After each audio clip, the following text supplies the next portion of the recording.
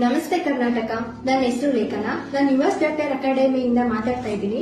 ನಿಮ್ಗೆ MBBS ಮಾಡೋ ಕನಸಿದ್ಯಾ? ಈ ವರ್ಷ ನೀಟ್ ಎಕ್ಸಾಮ್ ಬರೀತಾ ಇದ್ದೀರಾ?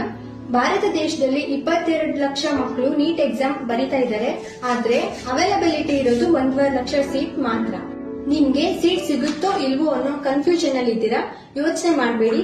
ಯುಎಸ್ ಡಾಕ್ಟರ್ ಅಕಾಡೆಮಿಗೆ ಒಂದ್ಸಲ ವಿಸಿಟ್ ಮಾಡಿ.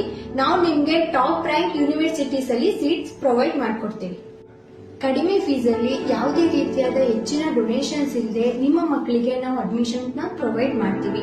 6 ವರ್ಷಗಳ ಕಾಲ ನಿಮ್ಮ ಮಕ್ಕಳ ಸಂಪೂರ್ಣ ಜವಾಬ್ದಾರಿ ನಮ್ದಾಗಿರುತ್ತೆ.